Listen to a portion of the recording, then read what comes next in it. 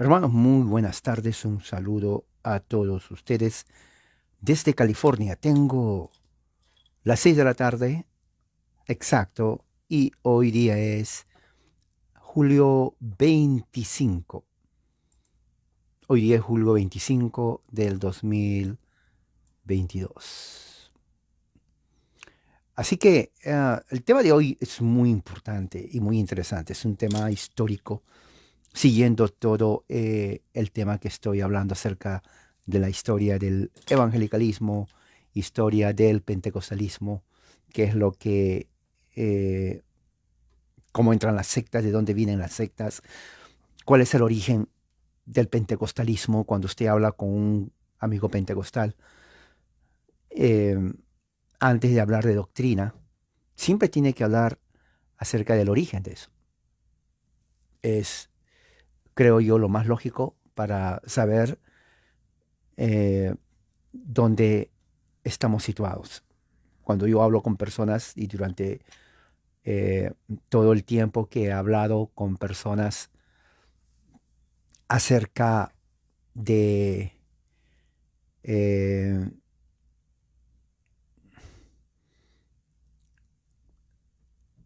el origen de las sectas, siempre tres preguntas es: ¿por quién fundó tu secta? Para no perder el tiempo. Así tiene que ser. Usted no tiene que escuchar ninguna otra doctrina, al menos que usted sepa quién fundó la secta de esa persona.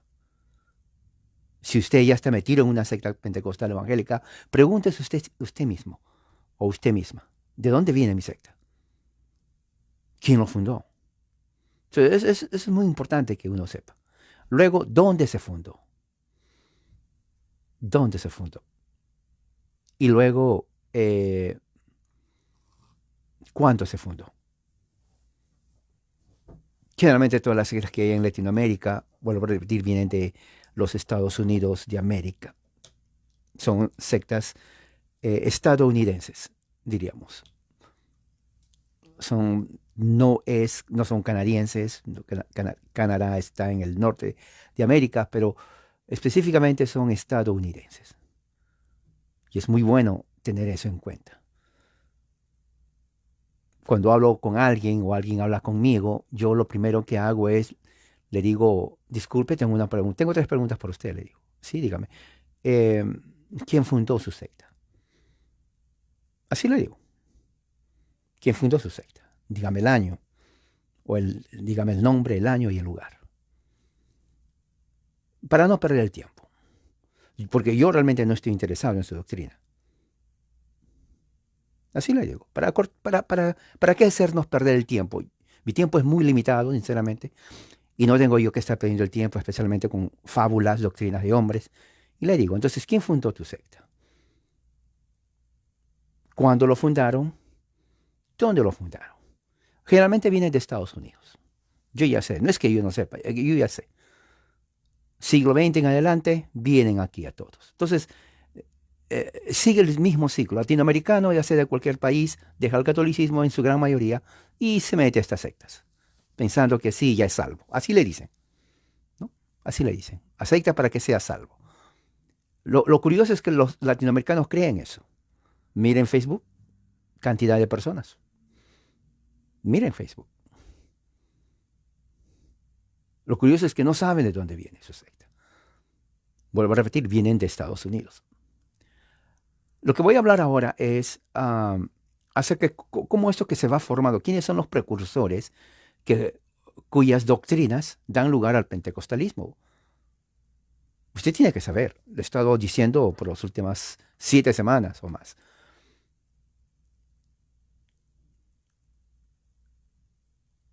Porque usted va a encontrar personas, a veces en la familia de uno, ¿no? O amigos o lo que sea, o en Facebook, que se ponen a dar consejos como si fueran teólogos, pero en realidad no conocen la Biblia.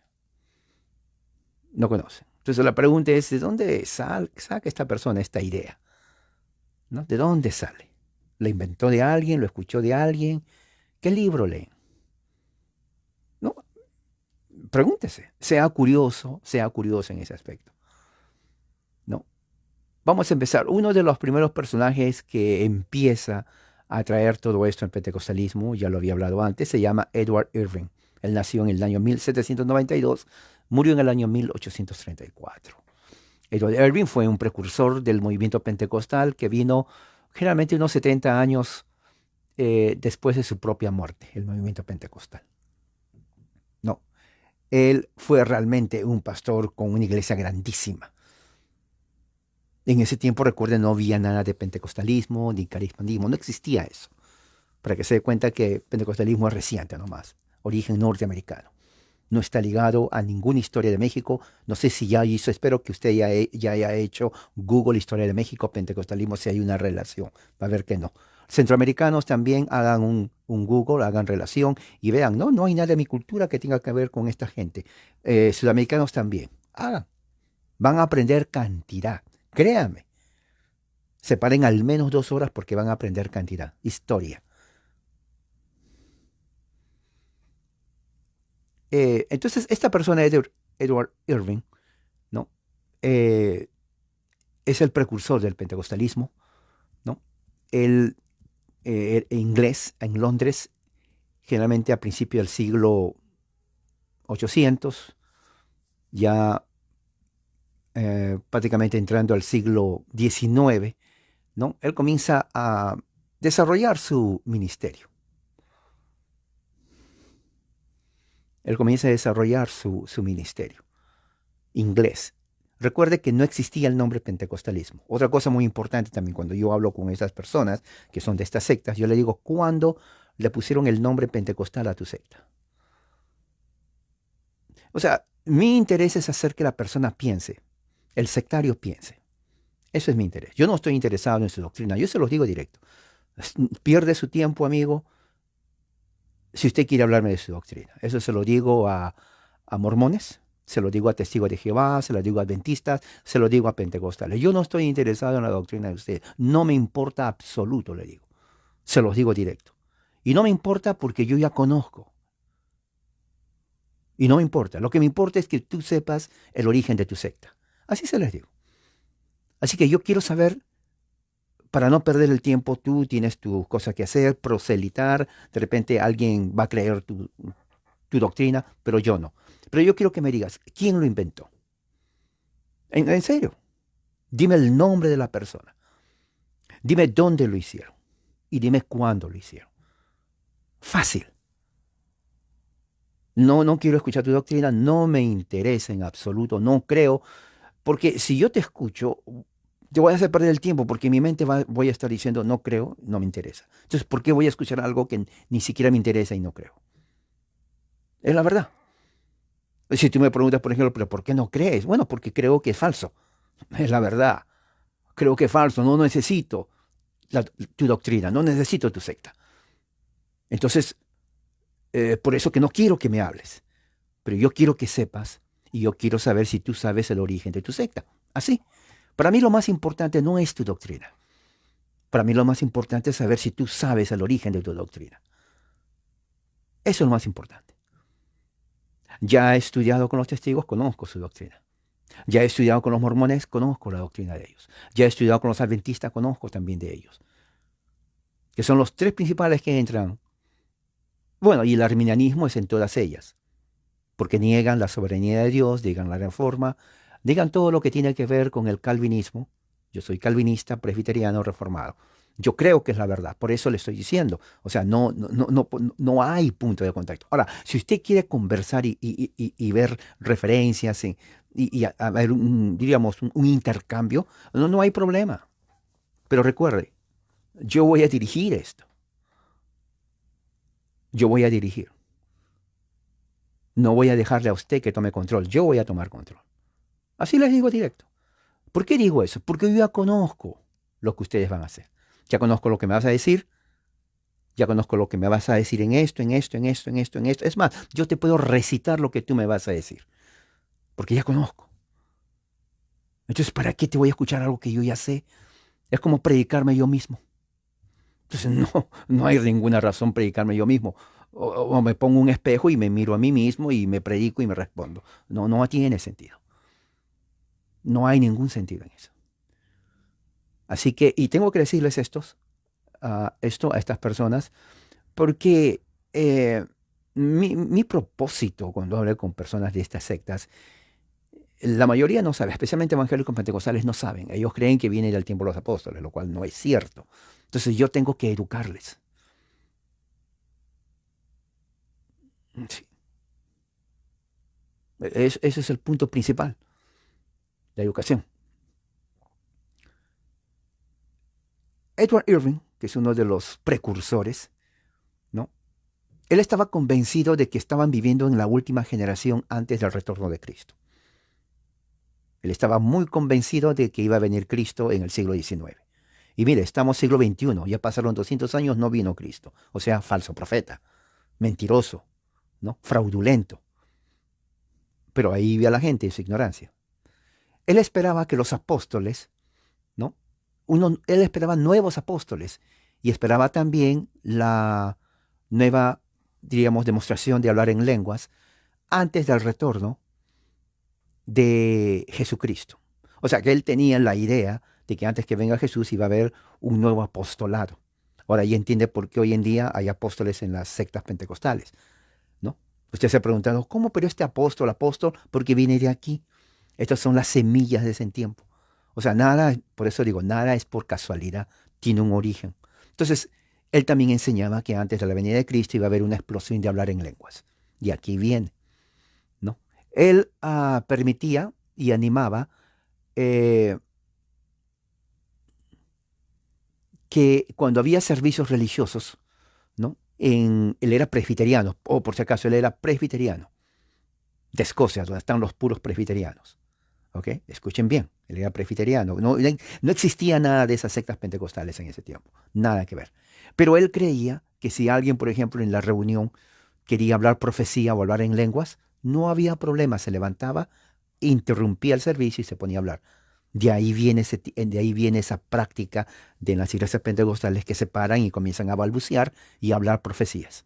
De ahí viene, él permitía eso. ¿Se da cuenta que ya sabe de dónde viene? El nombre de la persona, para que usted sepa, se llama Edward Irving. Edward Irving. ¿Ok? Usted ya sabe. Cuando hable con un amigo, una persona, usted queda bien, una persona informada, una persona muy educada, una persona culta, leída, académica, se van a impresionar por el conocimiento que usted tiene. Entonces, porque usted le está enseñando a esta gente. Es la verdad. No va a quedar callado, no la van a ver como ignorante, tampoco le van a engañar.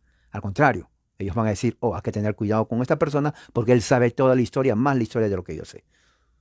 ¿Se dan cuenta? O sea que por eso la información es bueno, por eso que no hay que ser ignorante. Ignorancia no es virtud, para nada, para nada. La ignorancia no es virtud. ¿Ok? ¿Qué más? Entonces, dentro de las iglesias presbiterianas de ese tiempo, él permitía eso. Al final lo tuvieron que sacar porque él estaba creando un caos, desorden. ¿Se dan cuenta? Desorden, una característica de las sectas pentecostales, desorden. Cada uno hace lo que le da la reverentísima gana. Entonces, Irving creía que Jesús tenía una naturaleza pecaminosa, otro hereje, ¿se dan cuenta?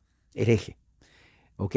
Y que el Espíritu Santo mantuvo a Jesús de pecar. O sea, que Jesús tenía naturaleza humana pecaminosa, pero el que le ayudó a no pecar fue el Espíritu Santo. Totalmente herético. Dice que era presbiteriano, lo tuvieron que expulsar por la herejía que estaba enseñando en la iglesia presbiteriana en Escocia. ¿Ok? Edward Living murió de tuberculosis a la edad de 42 años, muy joven, ¿no? Y él creía que Dios iba a sanarlo milagrosamente y restaurar su iglesia hasta el final del tiempo. Bueno, lo que pasó es que él no miró esa restauración y Dios no lo sanó, murió de tuberculosis. Entonces es muy interesante saber esto. ¿Por qué? Porque dentro de las sectas pentecostales existe la idea, una idea errónea, totalmente errónea, de que Dios tiene que sanarte, no importa qué. Esa es una idea sectaria, totalmente sectaria. ¿De dónde viene? Bueno, estamos viendo aquí de que en Inglaterra comienzan estos grupos y se comienza a solidificar en los Estados Unidos de América a finales del siglo XIX y siglo XX. Muy bien, ¿qué más? Bueno, ah, después hay otro que se llama John Alexander Dowie. Él nació en el año 1847 y murió en el año 1907. 1847, John Alexander Dewey. Es considerado un, diríamos, trabajador, un gran trabajador de hacer milagros. Ustedes conocen a Benny Hinn, ¿no? El eh, fraudulento que ha engañado a miles de latinoamericanos en México, Centro y Sudamérica, haciéndole creer que él sanaba, ¿no? Charlatán. Los evangélicos y los pentecostales le hicieron multimillonario a este hombre, dándole su diezmo, dándole parte de su salario, que trabajaban durante un mes, sudando la gota gorda, y después le daban bastante dinero a él y este hombre, sabiendo que los latinoamericanos creen todo, bueno, pues les pedía dinero y los ahí iban todos, mexicanos le daban dinero, centroamericanos le daban dinero, sudamericanos le daban dinero. Oiga, este hombre se hizo millonario, millonario de la ignorancia de todas estas millones de gentes. Súper, súper millonario. ¿Y por qué digo ignorancia? Porque todo lo que enseñaba era falso. ¿Ok? Pero antes de él ya estaba John Alexander Dewey. Él fue el primero, ¿no? Él fue un líder que era un fraudulento. Otro fraudulento. ¿Ok? Él causó un inmenso daño. Un inmenso daño que hasta es increíble la gente, y hasta ahora se ve ese daño que ha causado, ¿no? En su propio tiempo, pero también dentro de la teología que se estaba en ese momento, estamos en el siglo XIX, a finales del siglo XIX, mediados en adelante, y las prácticas alrededor del mundo. Fue muy famoso. En los Estados Unidos fue muy famoso y alrededor del mundo también.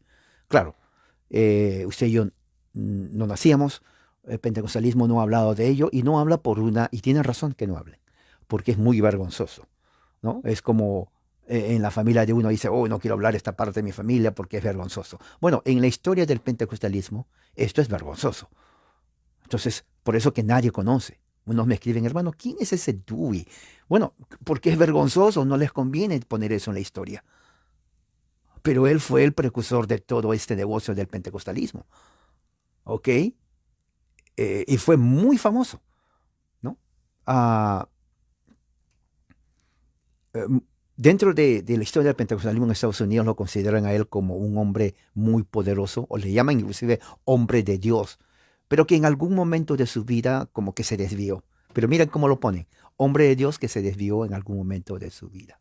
Pero la realidad es que no fue hombre de Dios y no se desvió, ya estuvo desviado desde el principio. ¿Ok? Dewey creó una vida muy extra, súper lujosa para él mismo a través de los diezmos que colectaba. Se dan cuenta que diezmos y diezmos, toda esta gente no lo hace por gratis. O sea, el negocio es redondo. Yo me voy a poner aquí, la gente me va a dar, y dicho y hecho, porque si la gente fuera inteligente, informada, la gente no le daría. Bueno, siempre por ahí habrá algunos, pero no suficiente como para que se haga millonario. Pero la gente es tan ignorante que regala su dinero. Oiga, ¿se imagina usted trabajar de lunes a viernes? Salir a las 6 de la mañana, llegar a su casa a 5 o 6 de la tarde. Y luego cuando le dan su cheque, usted tiene que pensar, uy, tengo que darle al profeta. Y al profeta no le gusta un peso. Ese profeta nos ha dicho que cuanto más, más bendición de Dios. A ver, ¿cómo lo hago? Porque yo quiero comprarme un par de zapatos. Mi mujer no tiene nada. Bueno, pues ella puede esperar. Primero es el profeta. Sí, sí, sí, primero es el profeta. Mis calcetines pueden esperar, no hay problema, los lavo todos los días. Así que voy a separar dinero y se lo voy a dar un buen, ya a ver, ¿cuánto le doy? La mitad. Cuanto más das, más bendición. Ok, le voy a dar. Oiga, ese profeta está feliz de la vida. Y eso es solamente una persona. Y él no predica a 100 personas, él predica a millones. Entonces al final, en el mes, se hace de todo. Oiga, el negocio está tremendo ese profeta. Se compra mansiones, carros del año, ¿no? Mientras que los que dan utilizan los mismos calcetines todos los días y lo tienen que lavar. Pero no, el profeta vive bien. Estamos hablando aquí de 1900, 1860. 1860 ya había, obviamente que sí. De ahí empieza todo eso, ¿no? La gente le daba sus diezmos. Y si alguien eh, que pedía oración, ¿no? Tenían que darle diezmo también. Hermano, pastor, profeta, apóstol, ¿sí? Ore por mí. Claro que sí. A ver, recibe los diezmos. ¿Cómo? Pastor, yo nomás quiero que ore. Sí, voy a orar, pero los diezmos. Dice la Biblia, no pongas bozal al buey que trilla. No, no, no, no pongas bozal al buey que trilla. ¿Y quién es el buey? Pues yo soy el apóstol. Oh, ok. A ver, recibe los diezmos. Ahora sí. ¿Cuánto dio? Ok, va a ser oración corta porque tu diezmo es pequeño. Corta y rápido nomás. Oh, pastor, mire, este diezmo está bueno. Voy a orar por ti más tiempo. Sí, porque lo que tú estás dando al siervo, esto está bien. O sea que voy a orar por ti más. Entonces, esa práctica siempre fue parte de los apóstoles. Bueno, de los apóstoles modernos, no del tiempo de Jesús, ¿no? De los hombres, de los que se autodenominan apóstoles. Entonces, él fue que manipuló el sistema de la sanidad por fe que existe hasta hoy en día. O sea, todos los pentecostales modernos que usted conoce en su pueblo no se inventaron ellos mismos. Ellos siguen un patrón que empezó aquí, en los Estados Unidos de América. Por eso digo, es religión gringa. Gringo, gringo, religión gringo. ¿Ok? De aquí. Y eso se los digo yo a los evangélicos, que no saben, o pentecostales. Es religión gringo. ¿Ok?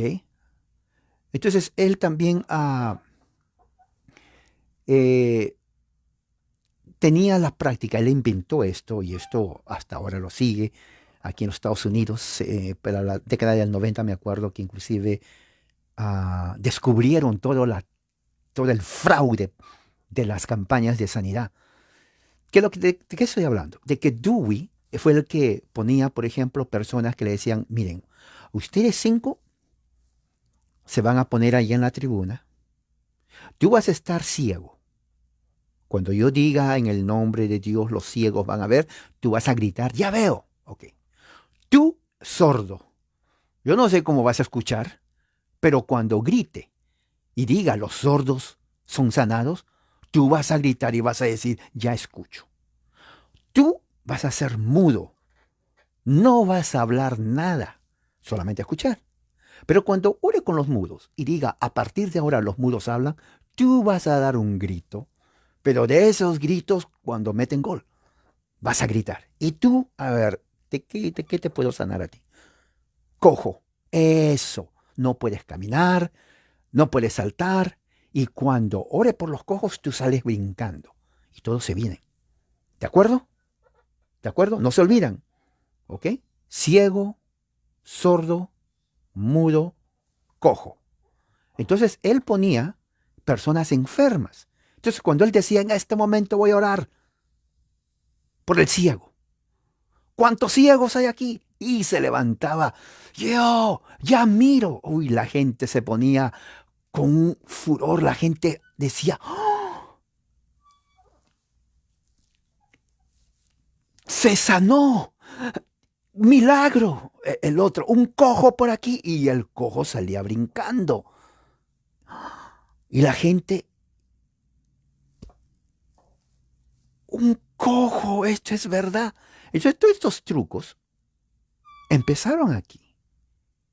Yo me acuerdo que en la década del 90, aquí en los Estados Unidos, con el famoso Morris Cerullo y otros más, ya en ese momento había aquí que se ponían para hablar con los que estaban por ahí y decían, alguien le decía, acá hay una persona, camisa roja, si está conmigo está con lentes, camisa roja. Si escuché que esta persona que está aquí, ¿cómo está vestida? Sí, tiene cabello rubio, está sentado aquí en la parte de arriba, a la mano izquierda, en la última fila.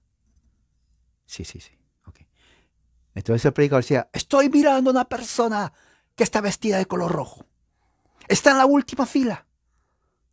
Está sentada. O sea, le decía todas las características de lo que la otra persona le decía.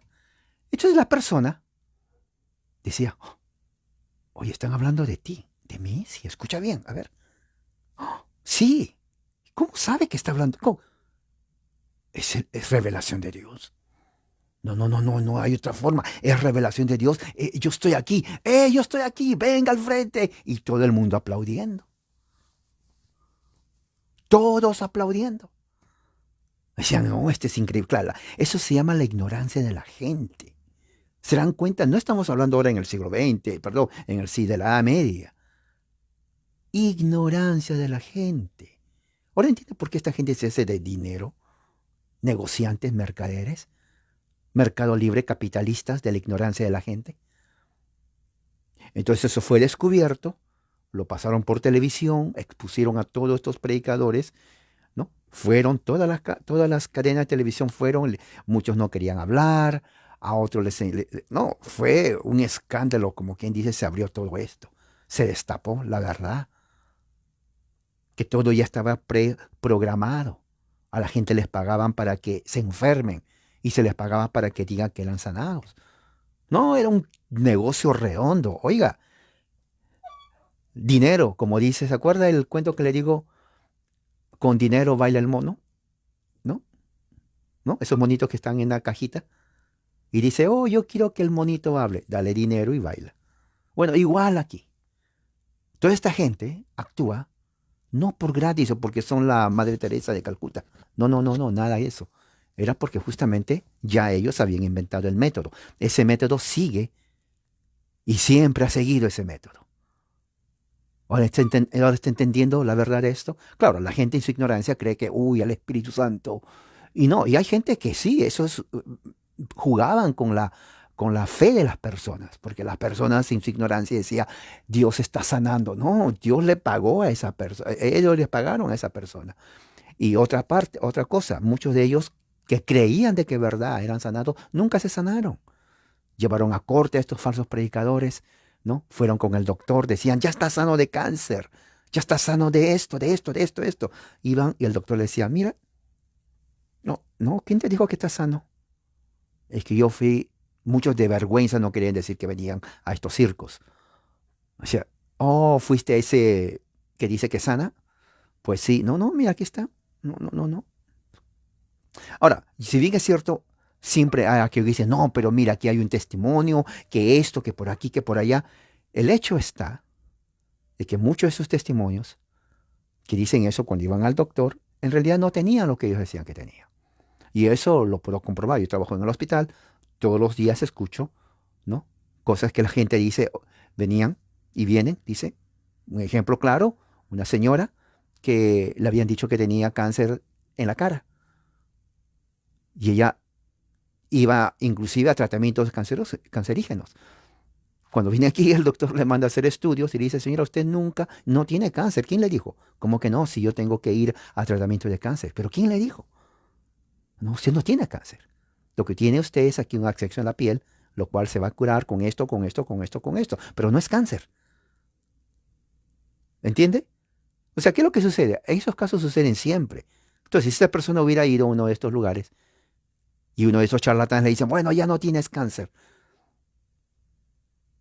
Entonces, si se descarta que no tiene cáncer, decir, oh, me sanó, cuando en realidad no es que él le sanó, es que nunca tuvo cáncer. Y eso sucede en todas las áreas de la medicina. Por eso es bueno tener una segunda, tercera, cuarta, quinta opinión médica. Eso es así. ¿Ok? Bueno, ¿de dónde sale todas estas cosas de fraude de aquí? ¿No? Él también tuvo y estratégicamente usaba las sillas de ruedas y también bastones, ¿no? Y también los burros que se ponían aquí, ¿no? Y hacía a la gente caminar, ¿no? Mire, de aquí viene Benny Hinn, hacía eso, de aquí viene Benny Hinn, ese hombre más tramposo, ese hombre es mafioso, él puede enseñar inclusive a todos los mafiosos a cómo ser más mafioso, ¿no? Y la gente venía así y decía, ¿qué te pasa?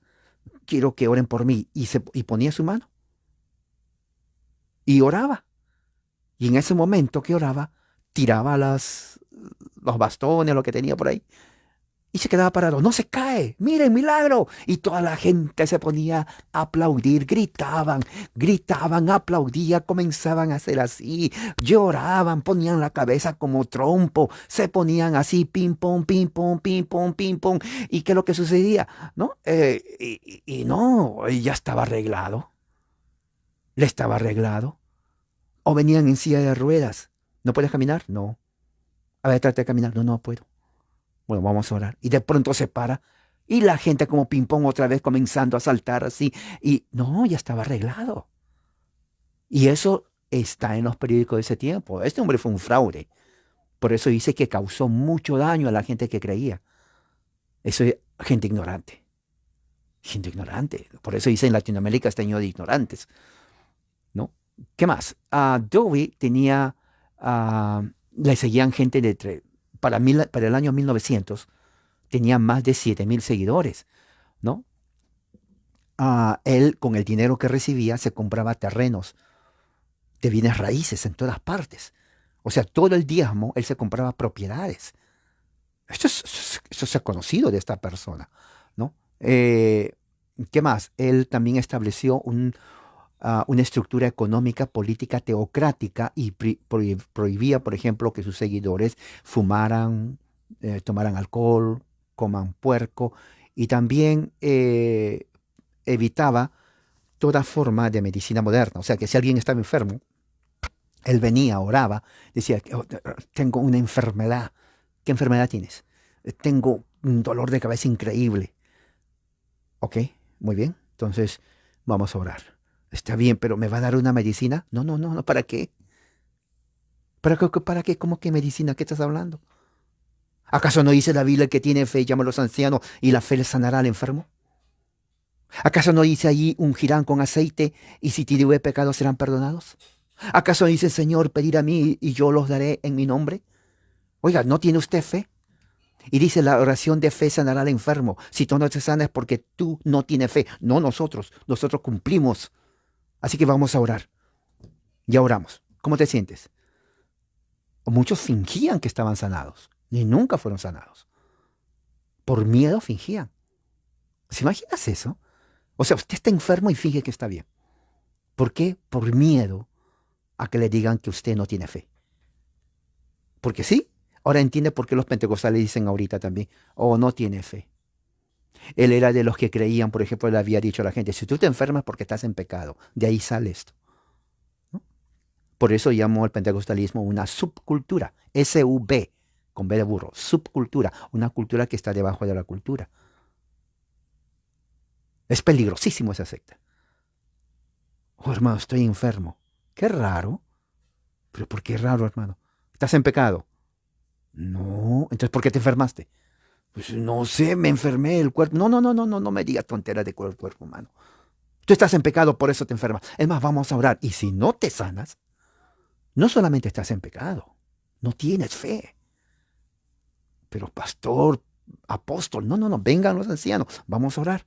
Recuerda, la oración de fe sanará al enfermo. Aquí Dios dice, yo no lo digo. ¿Te sanaste? ¿Te sanaste? No, no tienes fe. Estás en pecado, no tienes fe, te enfermas. Yo no sé, entonces no eres creyente. ¿No eres creyente? Y así se lo dicen a todos. La gente se trauma. ¿Por qué estás llorando? Es que estoy en pecado. ¿O sí? Oh, wow. ¿Qué pecado? No sé, y no tengo fe. Oh, no tienes fe y estás en pecado, sí. Oh, ¿y por qué? Es que no me sano. Pues anda al doctor, no. ¿Por qué voy a ir si la Biblia dice aquí: el que tiene fe sanará? Y como no me sano es porque no tengo fe.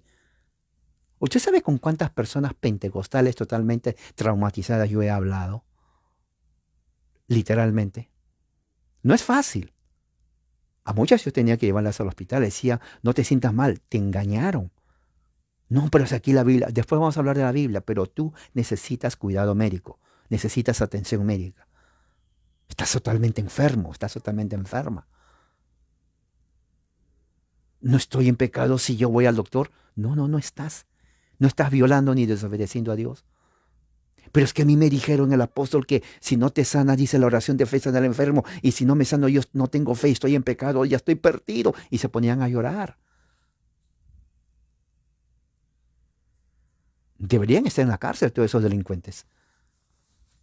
Sí, sí, sí, deberían estar en la cárcel. Por trauma, pero yo también me pongo a pensar, oiga, el mentiroso hace negocio del ignorante. ¿Cómo se le ocurre a usted creer semejante tontera?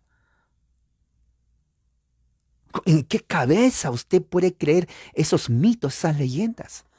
O sea, se sale del catolicismo porque usted dice, no, que el cura, que la estatua, que por aquí, y se mete en una religión de fraude, fraudulenta, de hombres mentirosos, charlatanes, ladrones, que le quitan todo la mitad de su sueldo al mes para que ellos se hagan ricos, porque así es. Oye, qué terrible eso. Bueno, de aquí viene. Él establecía, esta persona estableció con ese dinero, ¿no? Negocios propios. Levantaba casas, según ellos, de sanidad, ¿no? Tabernáculos. Hacía muchas cosas esta persona. Vamos a ver aquí. ¿Qué más? Eh, y no quedaba ahí. Esta persona dice haber recibido visiones de Dios. ¿Se dan cuenta? Falsos profetas, como los que hacen hoy. Y que él, Dios le dijo, tú eres el Elías, el profeta Elías que va a venir al fin de los siglos. Entonces la gente le creía. ¿Se dan cuenta? Yo no entiendo cómo. La gente ignorante dice, Dios me dio una revelación. Sí, ¿cuál es? Soy el profeta Elías. Y toda la gente aplaudía. Es increíble. Al igual que el falso profeta Joseph Smith. Estamos hablando de 1900 y algo. Para 1830 ya el mormonismo había nacido. Ese es otro tema que voy a hablar. Y también es igual de mentiroso. Joseph Smith. Un embaucador, experto en engañar a la gente, fraudulento 100%. Y la gente, ¿no? México, Centro y Sudamérica se meten de mormones. No conocen la historia de su país, pero se meten de mormones. Se meten ahí corriendo. No más católico, ahora sí mormón. O sea, salen de lo que ellos dicen religión idólatra y se meten en religión de hombre, que es un mito. No entiendo. Dicen que es religión mentirosa del Papa, eso, y se meten en una religión de hombre, que es un mito, una leyenda, que no es cierto. Explíqueme usted, se lo doy de tarea para que usted me dé una razón, una explicación razonable, ¿no? De lo que le estoy diciendo. A ver, no me lo tiene que dar ahorita, pero se lo dejo para que reflexione. Bueno, él se llamaba, basado en Malaquías 4:1, él es el nuevo Elías, el restaurador. Aquí vienen los movimientos de restauracionistas, ¿no? Porque él va a validar la verdadera identidad de la iglesia, ¿no? Eh, pero en 1905 él tuvo un derrame cerebral y toda su actividad fraudulenta finalmente lo alcanzó. Murió en 1907 a la edad de 59 años. Terminó esa persona. Pero todos esos años, esa década fue súper famoso. Y hay más que hablar, pero esto es solamente para que se den cuenta. El otro que viene también, que influenció, se llama Frank Sanford. Nació en 1862, murió en 1948. 1862, 1948. Frank Sanford fue realmente un verdadero igual que los demás, pero este también. Eran paralelos, ¿ok? Vivían así, eran contemporáneos. Otro líder de otro culto, ¿no? Que también creía en la profecía de que ya estamos en los últimos tiempos y que Cristo va a venir en cualquier momento, y como Cristo va a venir en cualquier momento, él demandaba total sumisión a él, a su autoridad. ¿Se dan cuenta? Cultista, ¿no? Él fue influenciado grandemente por su gran amigo, Dowie, con el que estamos hablando, porque eran contemporáneos. Prácticamente él copió el mismo método cultista de Dowie, ¿no? Entonces él creía, dijo, y otra cosa curiosa, él también dijo que Dios me habló a mí y me dijo que yo soy el profeta Elías. O sea que ya habían dos Elías, Dowie y Sanford. La pregunta que la gente se hacía en ese tiempo era cuál de los dos era Elías.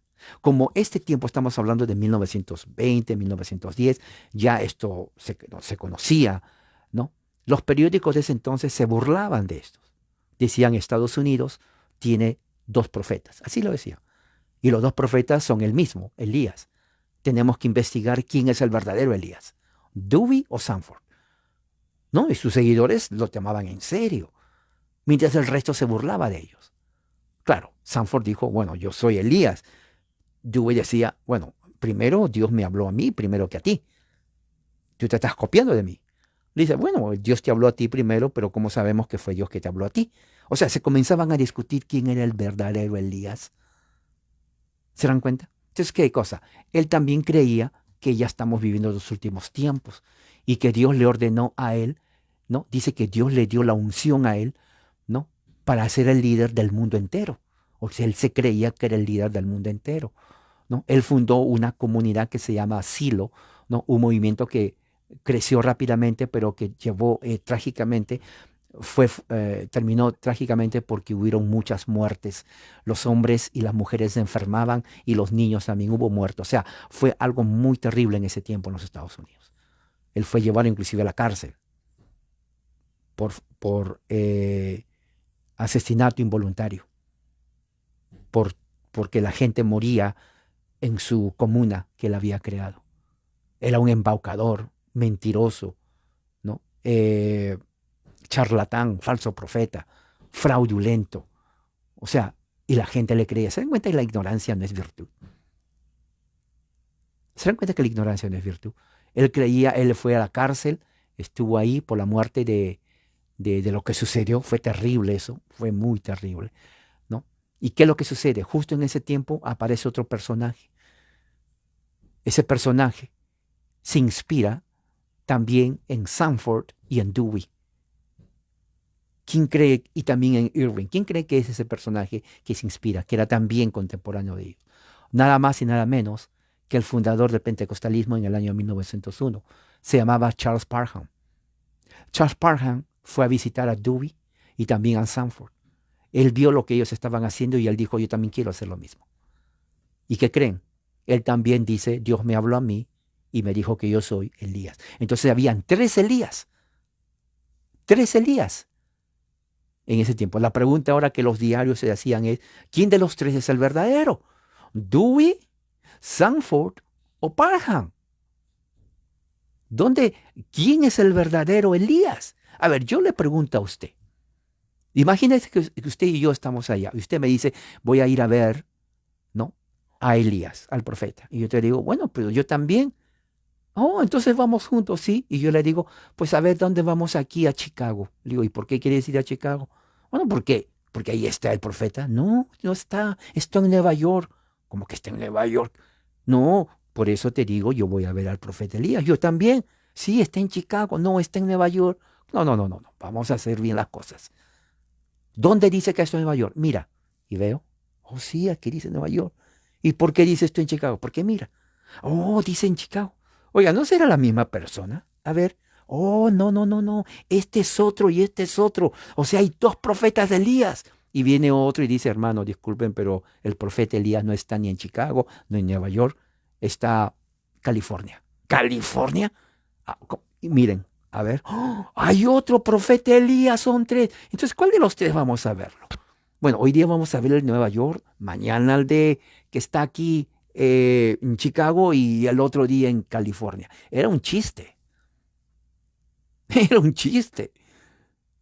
Tres profetas, tres personas que se llamaban el profeta Elías. Y no solamente era eso.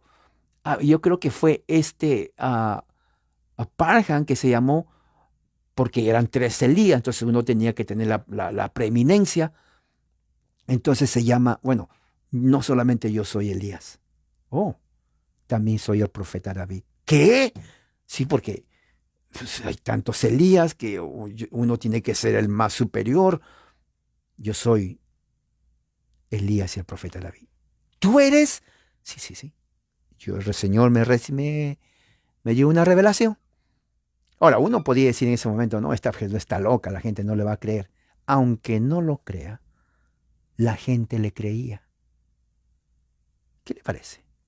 Así que Parham tomó sus ideas de gente totalmente mal de la cabeza, falsos profetas, embaucadores, fraudulentos, charlatanes, mentirosos, Dewey y también, ¿cómo se llama? Sanford.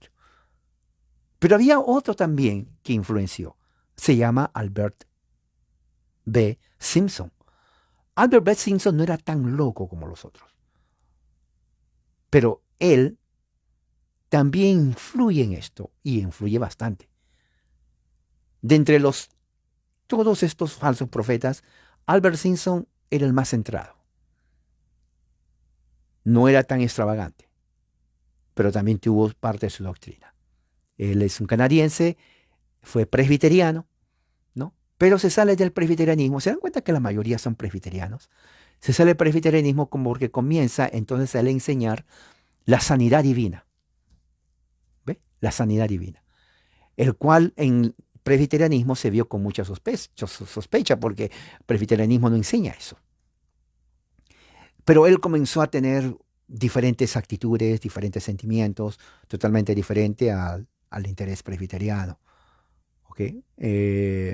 Entonces, para hacerlo más pequeño, él entonces sale de la iglesia y establece una iglesia tabernáculo del Evangelio en Nueva York, una iglesia independiente. ¿Se dan cuenta? Crean sus sectas. ¿Se dan cuenta? Todas estas sectas crean sus sectas.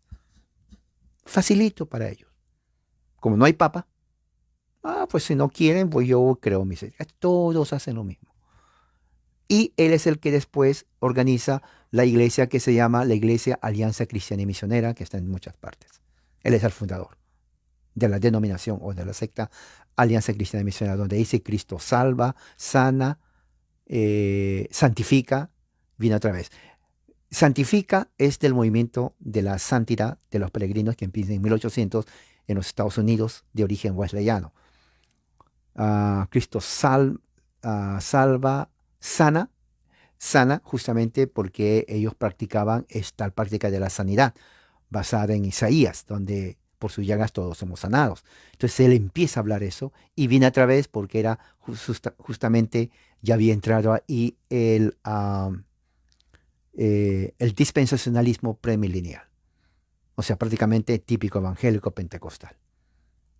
¿Se dan cuenta de dónde sale todo esto?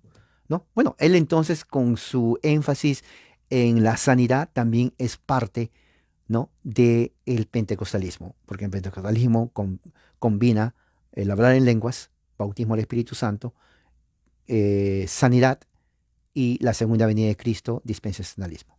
Entonces es Parham, ¿no?, metodista, que tomando de Dewey, de Sanford y de Simpson, principalmente, que junta todo, y él dice, bueno, aquí tengo hablar en lenguas, aquí tengo sanidad y aquí tengo profecía. Y ya él lo combina y él comienza a enseñar en su iglesia, que él forma otra secta en 1900, y en 1901, ¿no?, él, para hacerlo más corto, entonces para 1900, él entonces comienza a visitar a Frank Sanford, ¿no?, también al evangelista Moody en Chicago, también a Simpson, ¿se dan cuenta?, de Nueva York, y también a Dewey. Los conocía todos.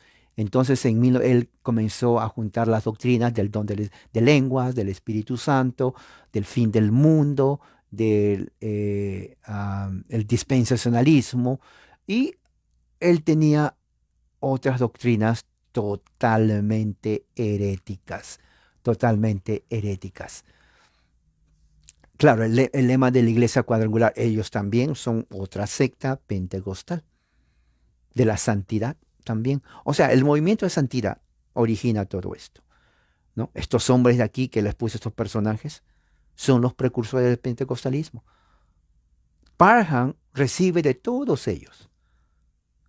Y él es el que inicia, 1901, lo que se llama, en el siglo XX,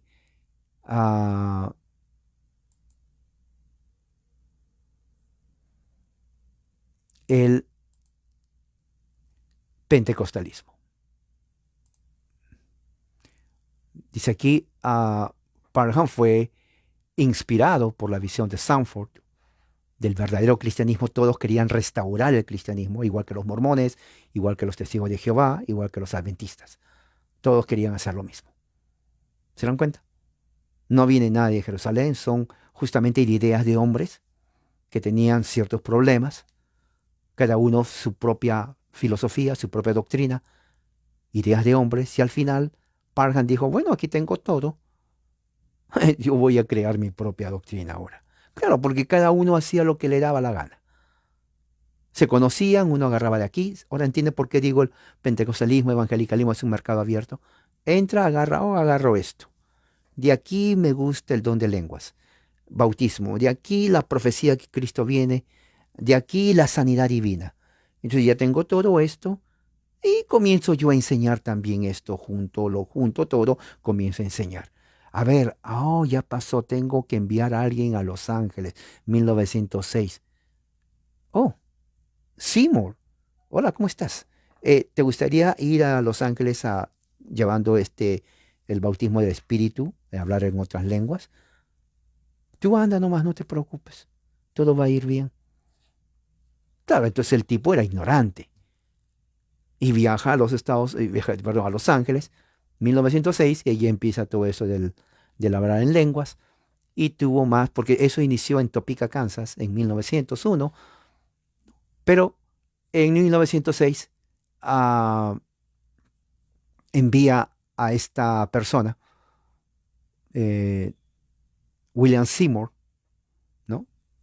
Que él había sido metodista, con influencia de la santidad, pero que le llamó la atención esto de hablar en lenguas.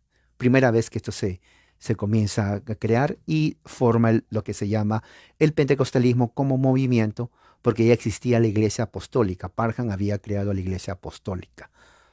¿Ok? Pero después se cambia. Hasta ahora existe la iglesia apostólica y también el pentecostalismo y también de la santidad. Entonces se han mezclado. Pentecostalismo es apostólico y de la santidad. Hay de la santidad, pero que rechazan el pentecostalismo. Son sectas, pues. Cada uno hace lo que quiere. Pero hay santidades que aceptan la iglesia apostólica, la doctrina pentecostal. O sea, cada uno hace lo que le da la gana. Es como, no solamente es una pizza separada, sino también es un mercado. Hay una variedad al gusto del cliente, como usted quiera, como usted quiera. Hay una variedad, así es. ¿Qué año fue eso? 1900. ¿Se dan cuenta? ¿Quién lo originó? En el siglo XX, Parham. Pero fue influenciado por Sanford, Dewey, Simpson y otros más por ahí, pero los principales. ¿Dónde empezó eso? En los Estados Unidos, Los Ángeles, California. Y de ahí ya el resto es historia. Ya vienen más divisiones y más divisiones y más divisiones. Entonces y esto es lo que yo le digo a los amigos pentecostales, esta es tu historia. O sea, tu historia es una combinación de creencias de hombres que inventaron. Dewey, por ejemplo, una persona totalmente desquiciada de la mente, fraudulento. Sanford, otro tipo, criminal, mató. O sea, por culpa de él, mucha gente murió. Simpson era el más cuerdo de todos, pero también comenzó a enseñar, él mismo creó su secta, su iglesia en la sanidad. Aparte de otras cosas que Parham comenzó de él mismo a crear. Entonces vemos que los inicios no son tan ortodoxos como se ve. Y de ahí va a México. Pero en México, claro, nadie comienza a investigar esto. Centroamérica tampoco, lo aceptan como de Dios porque se cansaron del catolicismo y se meten a sectas sin saber que son creadas por hombres. Latinoamérica también. Pentecostalismo es un invento, una secta, un movimiento inventado en los Estados Unidos en el siglo XX, por personas según sus opiniones, como ellos lo ven. ¿Es peligroso? Claro que sí es peligroso. Claro que sí. Bueno, espero esto entonces que esto les ha ayudado a pensar, a meditar, a hacer sus decisiones. Eh, Más adelante, entonces, tengo otros temas que hablar muy importantes referente a la historia. Que la gracia de Dios esté con todos ustedes. Amén.